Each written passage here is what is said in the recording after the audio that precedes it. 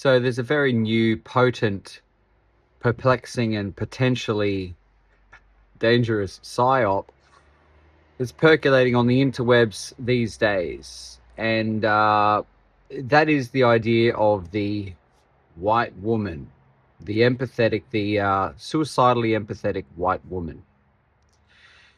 Now, I've talked about the psychology behind politics quite a lot, and there is no doubt that women are more empathetic. They have a nurturing instinct, and if they don't have their own babies to direct it towards, they'll often find it somewhere else. They'll manifest that somewhere else, and often that's in refugees and poor people that the TV shows them. The issue, so the weaponization of empathy, and men are empathetic as well, and they've been had that weaponized as well. But the weaponization of Westerner in general, men and women, our empathy is undeniable at this point. However, the new psychological operation, the new wedge to destroy our birth rates even further, is the idea that that's the source of our problem. I've gone through the psychology of this quite a lot, and some of the leading commentators say, well, yeah, their empathy is weaponized. Okay, we all agree, we all understand that, but why do they have so much empathy for some people and not these people? Like, why so much empathy for migrant children but not white children? Why not white homeless or native Australian, whatever? So the ideology directs the empathy. So where does the ideology come from? So it's not the fact that people have empathy as being the primary cause. It's the ideology that's weaponized it. Now, everybody wants to, this is a psychological operation to destroy the relationships between especially Western men and women even further by pointing to the white women. Oh, look, they're so empathetic. They're so empathetic for refugees and migrants, blah, blah, blah. And I'd like to say, before you condemn our beautiful women, please understand that men defected decades earlier. Okay, Western men defected first. Western men refused responsibility, opted out of responsibility for their nations well before the women did. Let me explain.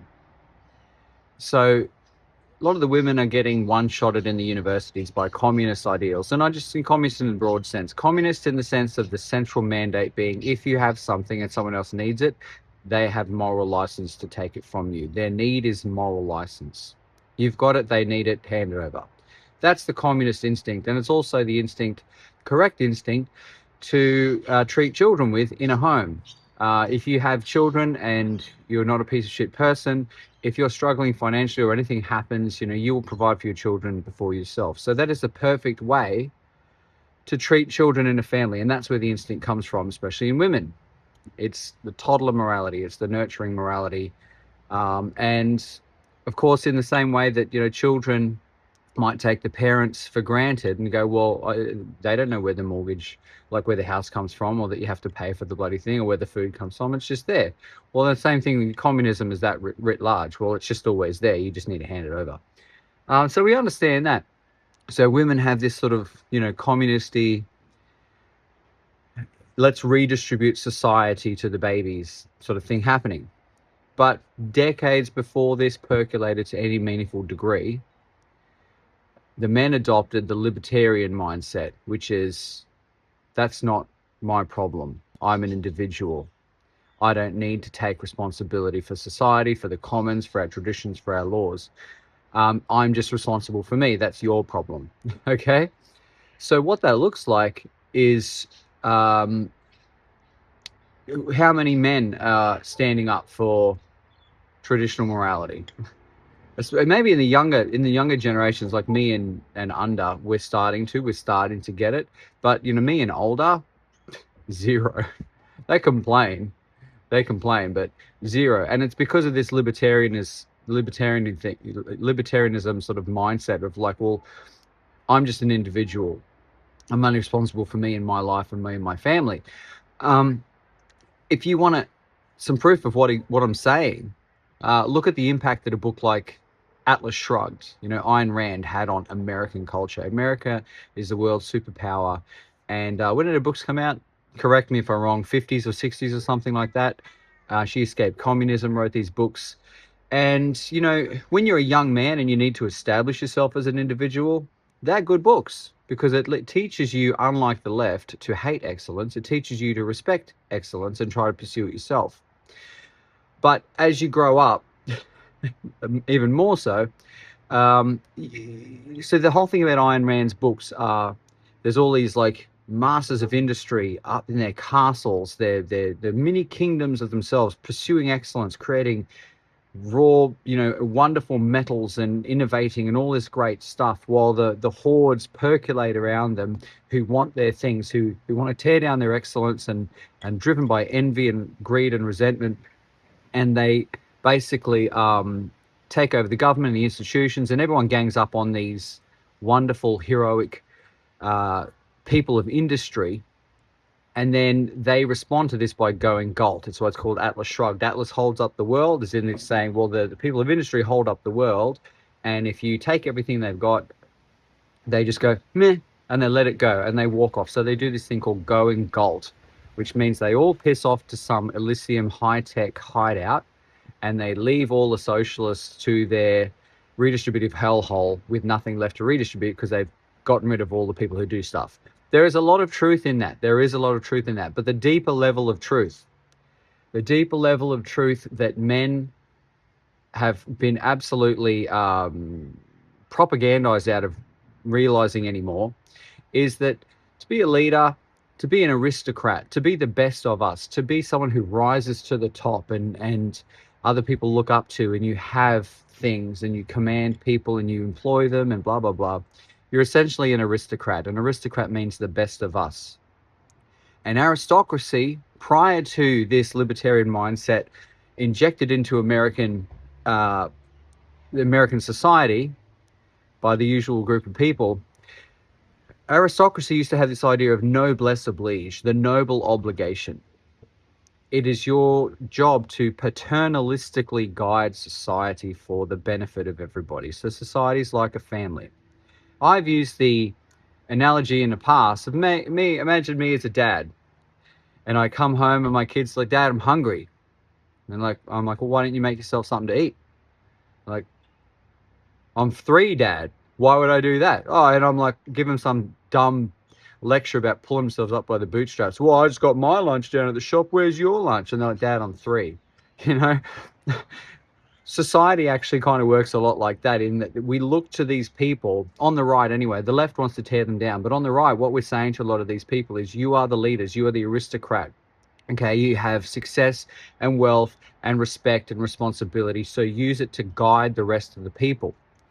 Use it to parent, to have some kind of noble obligation to, you know, to the rest of society, so that everybody wins. And the whole thing can keep going. And that is what has been lost. That's the lie that doesn't need to happen. That's the lie that men succumbed to many decades ago. So how this relates to women and the empathy is, if you have a sense of noble obligation, noblesse oblige, you will say, what's going on at the universities? Why are these people learning this claptrap? Why is this happening? Why can't these people get ahead? Why is the politics being taken over? Why aren't people who are successful, smart, motivated, talented the ones teaching them? Why? And then what you'll do then is realize, like I've said many times, you have to collectivize, because collectives outcompete individuals. And if you refuse to collectivize, you will be outcompeted by people who do collectivize. So you could sat there in your mansion or your mini principality as an individual and go, yep, it's got nothing to do with me. Well, it will, when the people who decide to collectivize, when their elites and their aristocracy have a sense of noblesse oblige, they come knocking at your door and go, guess what, mate? This is mine now. And that's exactly what's happening. You know, you see the left going, let's tear down billionaires. Well, they're basically saying, let's have no leaders. Let's have no aristocracy. Well, if you know anything about history, it's the aristocracy that kept the plebs safe. But that's because you had an aristocracy who saw that as a noble obligation, unlike most of ours now. So just remember that. You know, next time some guy goes, oh, the women are empathetic, What are they doing? Well, ask yourself, or ask him, cool, mate, well, what did you do to stop these ideas percolating through the universities? And it'll be nothing. Usually 900 times out of 1,000, it'll be zilch. What did you do to take over the institutions of law? So that, that's the whole point about the law, is if something degenerate and bad is happening in society, the law is meant to suppress antisocial behavior.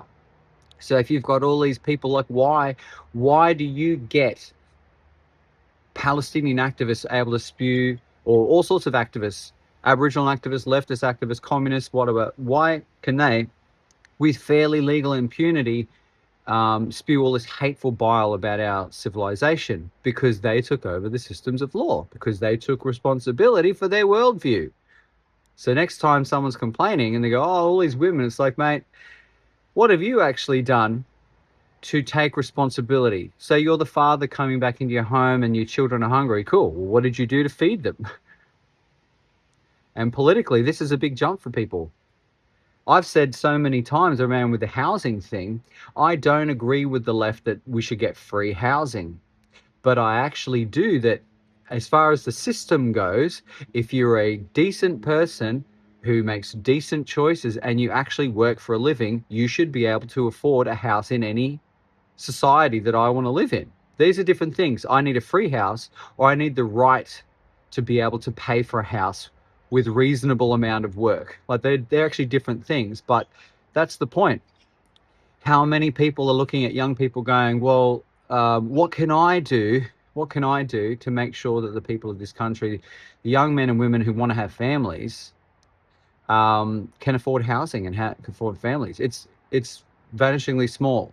And once again, it's because of this idea that we're all just individuals and we don't owe anything to each other. It's that's someone else's job. Politics is someone else's job. Housing is someone else's job. Education is someone else's job. So what noble obligation, noblesse oblige, means sovereignty. And sovereignty means responsibility. And responsibility means it's up to you, buddy. It's up to you. And what all this boils down to is, before you blame women for having empathy and having been allowed to be manipulated by it, what have you done to take control of the systems that have allowed that to happen?